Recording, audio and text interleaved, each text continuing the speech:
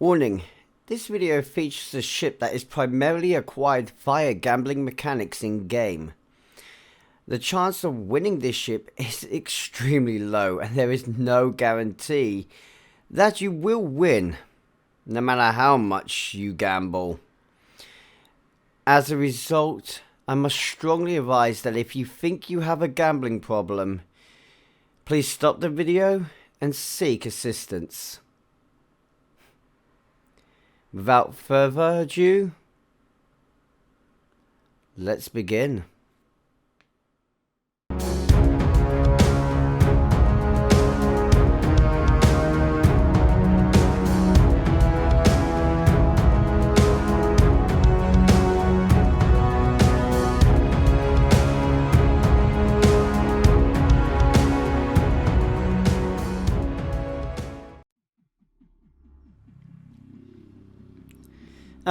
Greetings.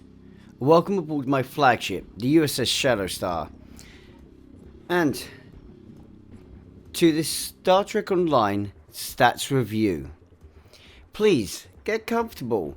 The replicators are at your disposal, and I hope that this will be informative. Before we actually begin though, I do need to give thank you to our donators, our YouTube members, more for them in a moment, Twitch subscribers as well. So, first, can I please thank Negus, Dante Demonic, Skyhawking, Tribal Typhoon, XG Blackbird, Travis Games, Spike, CaptWirg, Miss Future Teach, Fox Plays Games, and Lord Arminger for the generosity and support they've given to this channel, helping to make this kind of video possible. Now, more information there. At the end of this video, I will be doing a draw. You see, if you are a YouTube member, one of the benefits is you could win the ship that I'm reviewing when it comes to lockbox or promo ships. So, with that being said, at the end of this video, I will do that draw. Now, without further ado, please allow me to introduce you to the new largest ship in the game, the Emerald Chain's Intel Juggernaut. A visual spectacular masterpiece of a ship.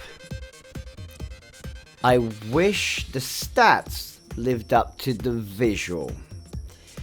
You see, they've made some great things there visually speaking. The fact that the turrets actually move and target and fire from those points are some of my absolute favourite parts of this ship's design.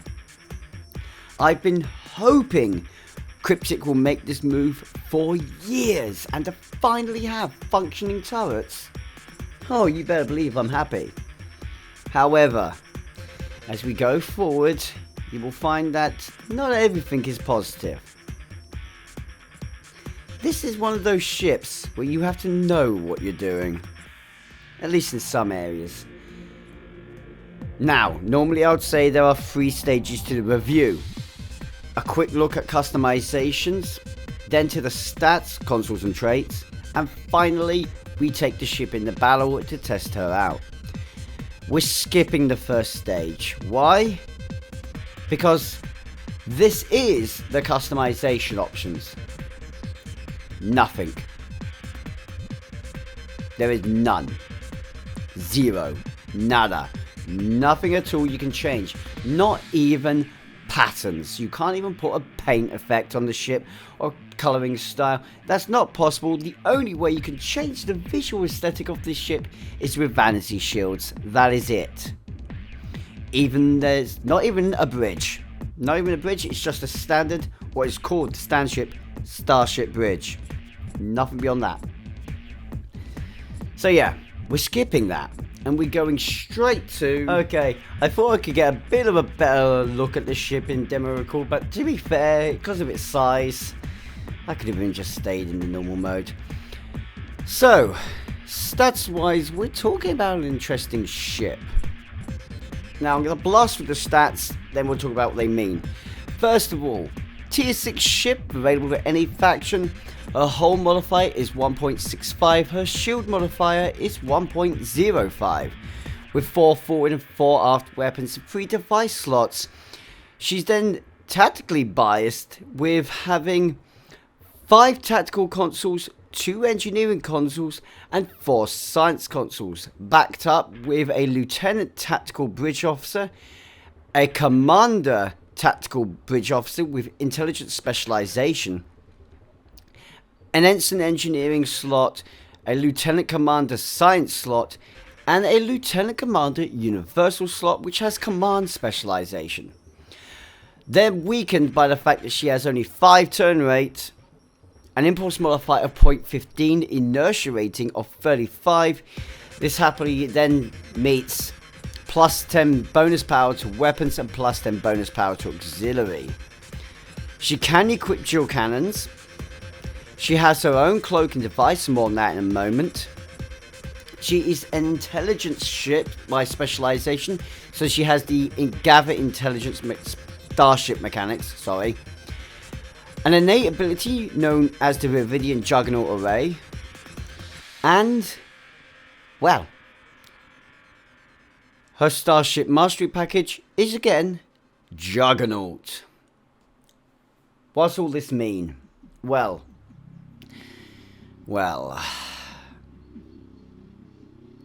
distinctly, let's stick to her positives first of all. She has a lot of capability when it comes to both DPS and support, and you would have thought a lot when it comes to tanking. There's an issue though. Shield tank set aside, admittedly, she can bolster shield strength quite effectively with such a weak shields modifier. Her hull modifier of 1.65 is definitely needed, because her shields ain't lasting that long. Her hull, however, will. It's a shame that her consoles, however, are only 2 engineering consoles, bolstered up to 3 with X upgrading. This is not a good thing for the ship tanking wise. It means to achieve anything effective tanking wise, you are inevitably sacrificing something, which is not good. To be a good effective tank, you should naturally be able to tank at least in one of the 3 main areas well enough that hopefully you can then augment other areas, not weaken them. Now, regenerative hull tank is still an option, as long as you know what you're doing, but this is what I mean by this ship requires specialist knowledge. You need to be good at tanking. It's definitely someone who is high-end to elite tank, they're going to find this ship easier to use than someone who's just getting into tanking. Definitely not a first ship for tanks. Support-wise is the easy one. No matter what you go with from this ship, she's an excellent support vessel. You'd be going for a broadside build most likely, and working mostly on either control or drain, while simultaneously trying to bolster the DPS potential of your allies. That is the best way this one supports. Now DPS, we've got some questions here. There are things about this ship where DPS wise, you'd go, well, she's obviously a kinetics boat, except for she's a very slow turner, meaning you're sacrificing an area to bolster speed and turn rate to make kinetics more viable. Not necessarily a good thing. This ship does seem to want to support cannons, and yes, if you know what you're doing, a cannon broadside is powerful, but near as I'm aware, and I'm not sure if much has changed in this, beam broadside is still better. I mean, there's not as much supporting beam fire at will, but an overload broadside build still has a lot of power, and combining that with control expertise, generally speaking, I would say beam still edges out cannons. Obviously, if this ship had more turn rate, if you want to focus on that, you could make a forward orientated ship, yes, and then dual cannons, which this ship can equip, and focus on cannon builds. Yeah, it should get pretty damn powerful. You'd have practically sacrificed everything else to bring the speed up and maintain firepower. But then I guess with the ship's durability, that may actually be a viable option. Again though, that would require a specialist at DPS to really make it viable. And you are again sacrificing something.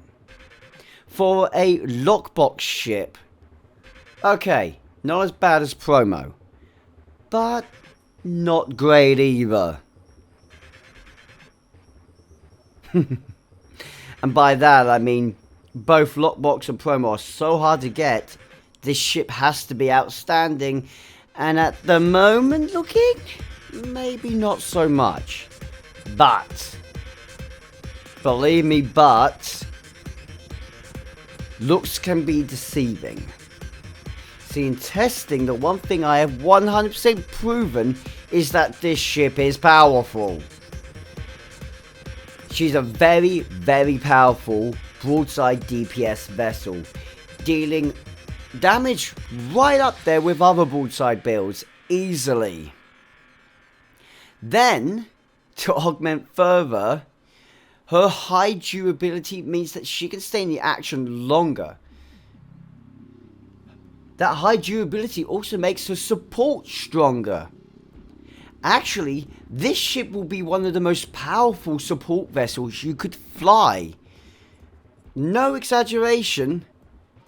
If I was a support player right now, and I was going to... Well, as I am a support player, what am I saying? As a support player, if I was to meet someone right now, I mean, that is just getting into support, this would actually be one of the ships I'd recommend to them. Because it augments well in support. It can deliver all versions of support very well. And if you are building support, you lose nothing in firepower. That's the big point. Support's biggest weakness is combative power. This ship does not have that weakness, which is so good for support players. Honestly, I would have to say support Titan, but definitely up there among the top 5 support vessels. Someone who said. So, good to great DPS, absolutely excellent support, and okay tank. There are some more things to discuss with this ship. First of all, we have the Juggernaut array that you get with it. Now, funny enough, if you were to read the wiki, which is where I'm getting my information from, it has a bit of false information, so let me correct this now. The wiki reckons it deals polo-on damage. It does not. It deals plasma damage. But only directed plasma damage, no effect of natural plasma. So you don't have that burn over time, you just have the impact damage. However, this is an effectively powerful weapon that fires in a perfectly straight line, not at a target. It also deals a significant knockback. There are two main things I want to talk about here. First of all, that knockback is actually sizable and effective, but maybe not a good thing. The plasma damage is intense. You just have to hit the target. the attack is not that fast moving. Moves about the same rate as, well, I was going to say a quantum torpedo, but no, a little bit slower, I would say. And it doesn't appear that the full radius that you see of the weapon is actually the affected area. It appears to be a fair bit smaller. It doesn't hit all targets in front, in essence. You'll be lucky if it does hit 2, but it's such a narrow line that most likely you're lucky hitting 1, let alone 2. That's just from my testing of the weapon. Honestly, the Juggernaut weapon on this one is nothing in comparison to the Borg Juggernaut's weapon. Now we can also talk about the battle cloak of this ship. The Vividian battle cloak of the 32nd century is quite effective, having, after 2 seconds, an almost 5,000 boost to stealth, so long as your auxiliary is at 50. Your current shield power, obviously set to 0. Flight turn rate is boosted by plus 10. Your defense rating is boosted by plus 50. After decloaking, you get the natural plus 15 bonus damage for 5 seconds. I was about to mention the raider part, but there's no raider here. So, yeah. Plus 15% bonus damage for 5 seconds. Not bad. Honestly, it's strong. It is strong. But I don't think that's a better cloak than any of the others. So, take it as you will. Now then. Don't mind me on Deep Space Nine, do you? Let's take a quick look so we can see these stats at their bases. The console programmable matter projector that you get with this vessel is a bit of an intriguing one. With 2.6 increased cannon damage and a 3.2 Starship exotic particle generations, this is useful for EPG builds, exotic damage builds, certainly. Okay, for cannon builds too. Interestingly, it goes to cannon damage rather than an energy type. But I'm not going to complain at that one. It has a, well, active ability, that is the Programmer Matter Tendril. In action, this is a 90 degrees cone physical damage, which disables the impulse. Not 100% accurate from what I've seen this do. 90 degree cone of the forward sounds about right. But that makes it sound like it can hit more than one target. Now, I've yet to achieve that, so I will try that going forwards.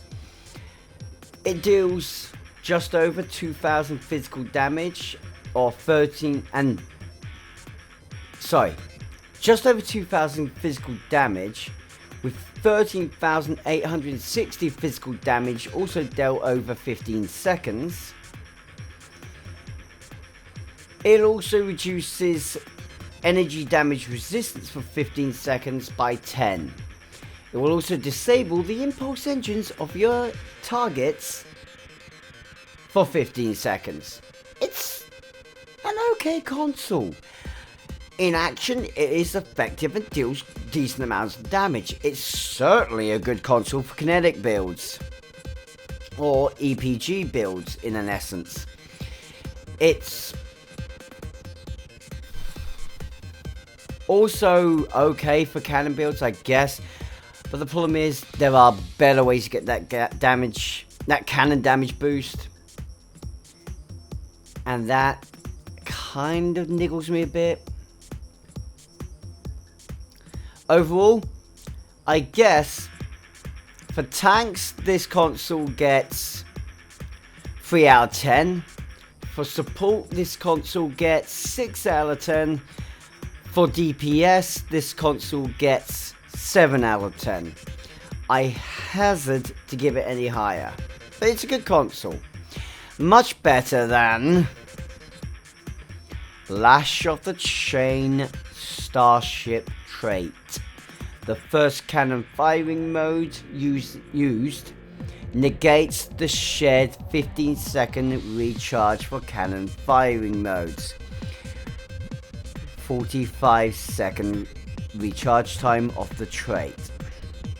Okay, here's the thing. You're not really going to be using Fire at Will and Scalar Volley together, are you? Sorry, Fire at Will. Scalar Volley and Rapid Fire together, because I'm pretty sure they don't work together. And even then, negating the recharge time of the bridge officer abilities this way is a giant waste of a Starship trait. Because we currently have 3-4 ways of reducing bridge officer cooldown time. Because of this, it is almost stupid even to have this kind of ability twice on your ship. Let's take, for example, Cannon Scalar Volley 3 and 2. It is possible to have it so that you can activate Cannon Scalar 3, Cannon Scalar 3, fire off, and by time the Scalar Volley stops firing, it's already cleared the bridge off the recharge and can be used again. Meaning you won't even use Scalar Volley 2, Scalar Volley 3 is already ready there to use.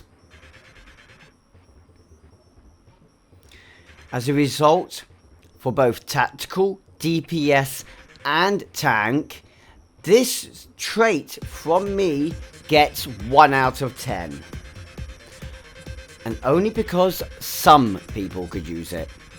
Very early game. Very, very early game. I'm sorry. I don't know why someone very early game is going to buy this ship.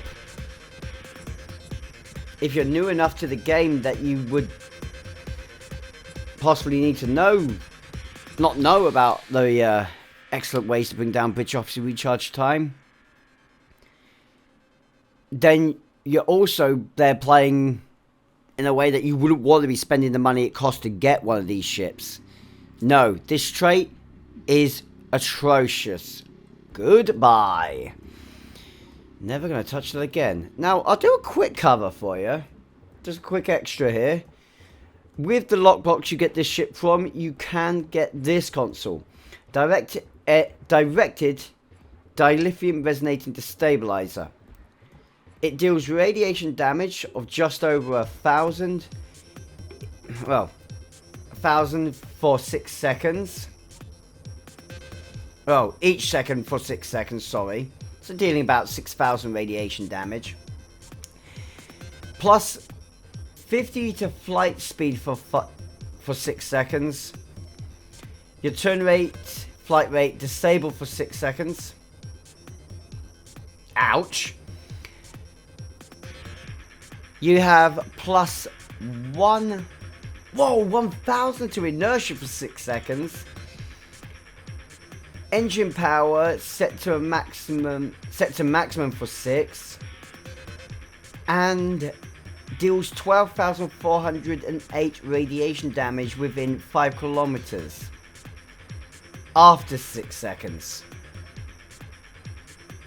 Has also a to yourself 500 shield regeneration boosted and 50 to your flight speed.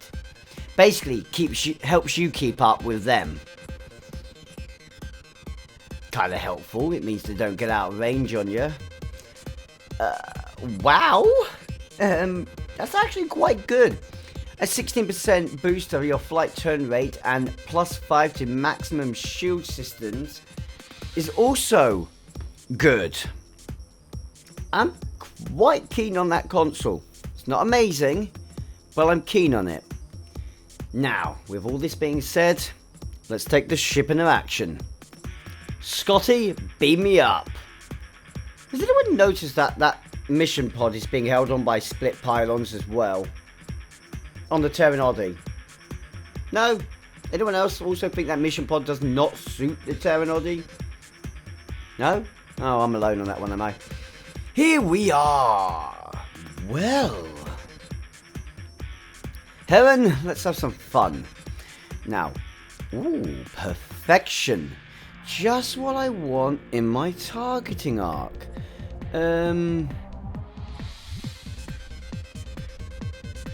Okay, Domino's removed itself, but that's not going to bother me too much if I'm honest. Let us go and play with our friends. I'm going to attempt to use the Juggernaut. No, I won't use that on these guys. I will use the console on these guys.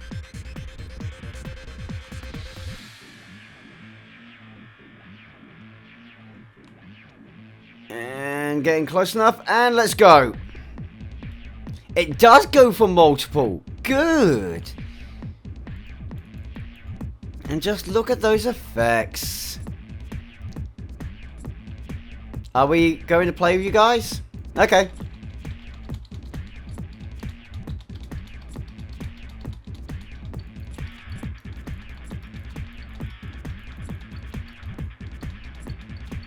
Really should have gone for the broadside build.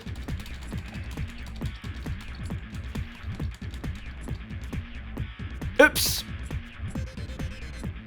And suddenly I unleash its power. Let's cloak.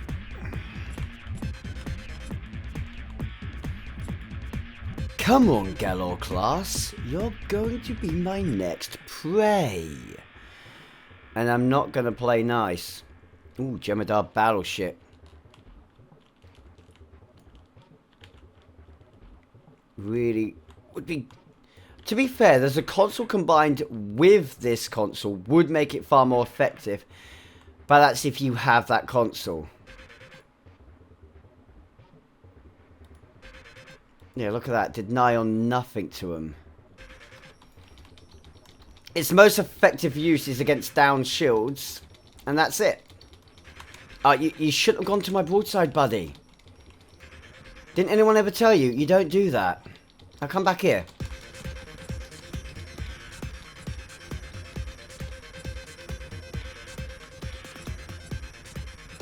Goodbye. I took some sizable damage there. Now, Jem'Hadar battleship, you and I need to have some words. And it's not including a jump that doesn't work.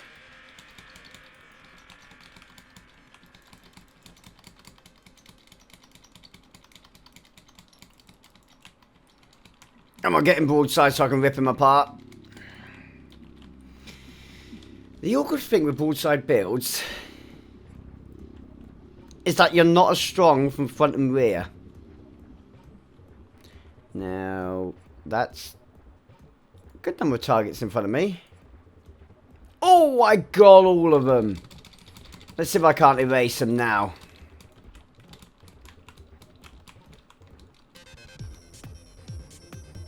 That took longer than I hoped, but wasn't too long.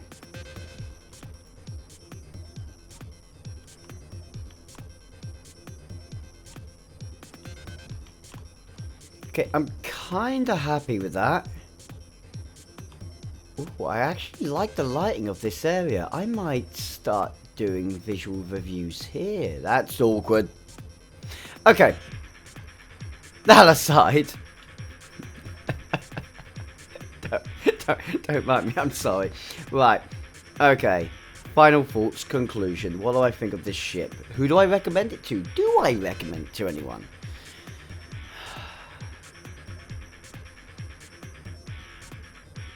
Right. Let's start with tanks. Okay, players, you're a tank player. You are interested in becoming a tank. Do I recommend it to you? If this is your first tank, no, definitely not. Not at all. Go to the Zen store, way better options there. There are also some better options that are a good price in the exchange. So, take a look there. Look around a bit more. This is not the ship for you. Experienced tank players, maybe. I mean, you've definitely got to have some good tanks already yourselves. This could be a bit of a fun build for you, give you a bit of a challenge. Sure, for that matter, yeah, okay, I would recommend it to you then. Especially people who want to take on the challenge of keeping a hull strong, augmenting a weak shield. Yeah, to you guys, certainly, go for it. And you'd have a bit of fun, you would. Excuse me. For tanks, well, shield tank score gets 5 out of 10. It's got the right stuff to augment shield tanking, but a weak shield. Can you guess what hull tank's going to be? 5 out of 10. Why? Because it's got the right stuff for a strong hull, but not the right stuff to augment that strong hull. Regenerative tank, 6 out of 10. Only because you could make use of this and benefit, but you will have sacrifices too. The strong hull, using a strong regenerative hull tank, yeah, best option for this ship. Support. Oh boy, here we go. Here we go. Right, so I'm technically gone for this ship's best area. Whether you are heal boat, control boat, drain boat, buffer or debuffer, all of them I'm going to say it scores very highly. As for buff debuff boat, definitely gets itself 9 out of 10 easily. Control drain boat, 8 out of 10, but only because I feel like it does that slightly worse. Heal boat, 8.5 out of 10. It's almost up there with buffing, but not quite. Unfortunately, the main things a heal boat needs is to be able to improve the regeneration of a ship's hull and shields simultaneously. This ship is great for doing shield healing, not so much hull healing. Of course, there are ways to counter that, so I will still give it a decent score. As a result, do I recommend it to support players? Of course. New support, yes, though only if you're really happy throwing money at the game right now. Experienced support, 100% yes. You've got some good support boats most likely, but this ship will be an excellent addition. DPS players, well, okay, right. Again, I'm going to argue this point. I know there are other viewers, they have a fairly different view to me. Kinetic wise, I do say this ship could be a good kinetic build, but I wouldn't say that's where it's focused. That's definitely not its best area. She's capable, and as a result, I'll give her 7 out of 10 as the kinetics. Now, energy, they've got 2 areas, cannon and beam. Cannon wise, cannon is its best with forward orientated, so cannon build, I'm going to score it lower and give it only 6 out of 10. Broadside cannon will be fine, but, well.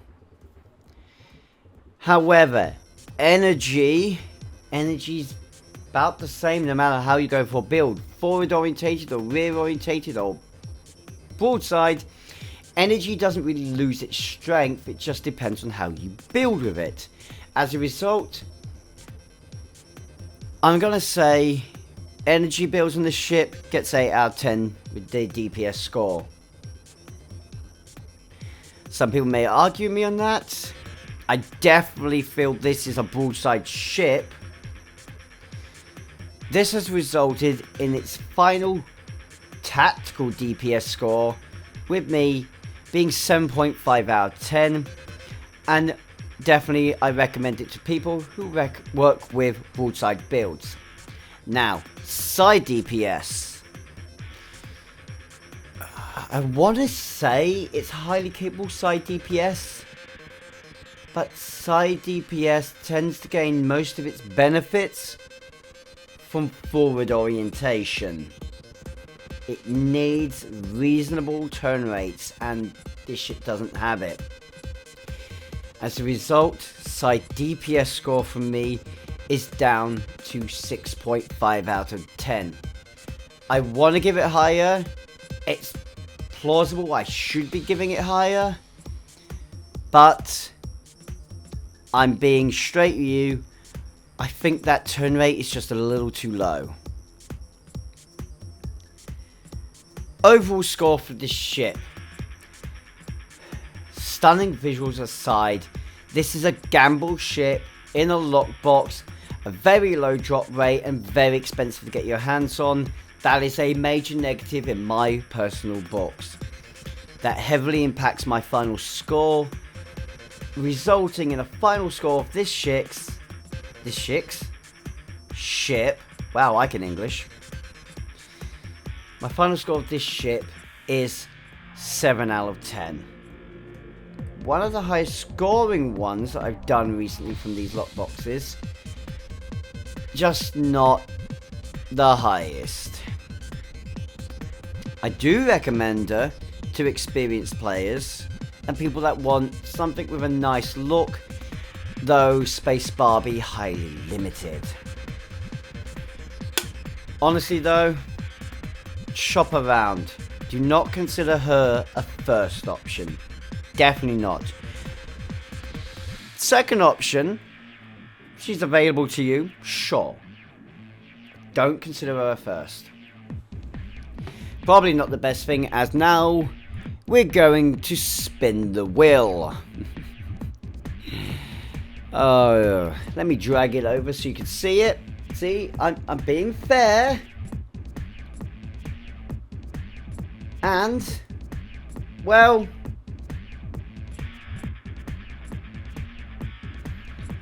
without too much hype towards this, the individual winning this ship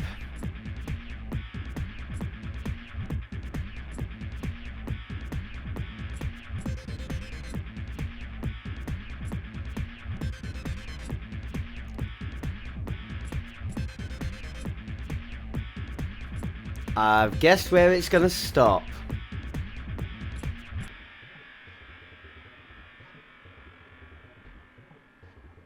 Well, goddamn. Okay, Captain Riggs, you won. I think I actually had more than a way to communicate with you. I'm hoping you see this in the video and will message me in the comment section. If not, I'll try to locate you either on our Discord or see if I can find you on STO Space Dock. Is that? Yes.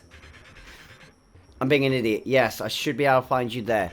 So, I'll try to hunt you down. But please, if you see this, throw me a comment so I can chase you down in the game and get this ship sent to you. Congratulations. This is something I'm going to continue doing, I would like to add. So whenever I review one of these ships, lockbox or promo, I will also be giving the ship away. It will be exclusively to YouTube members. I'm sorry, I hope I don't upset too many with that, but that is purely because it's the YouTube members primarily that make these review videos possible. Straight up, if I didn't have them, I'd have actually had to stop. So yeah, that's a thing. You're adding a look. You're at the moment. You're adding just enough extra there to make it possible to do. With that being said, well, guys, thank you for watching to the very end of this video. I hope you've enjoyed it. I hope it's been informative, and I hope to see you again next time. Can I again say a massive thank you to people now credited on screen. Again, the YouTube members, the donators and the Twitch subscribers. Thank you so much for your generosity and support to help make these videos possible. If you guys wish to join them, the links are down in the description. Hopefully, you'll also check out our social medias. If you become a YouTube member, please also follow us on Discord. There are some special benefits over there. Namely, you can get some pretty screenshots of these ships. And, guys, thank you. Hope to see you next time. I hope you've joined the crew of the ShadowStar, hitting that notification bell, and subscribing to the channel, so that you don't miss out on the future missions. Until then, live long and prosper, my friends. Ciao for now. Helm, take this bad boy out.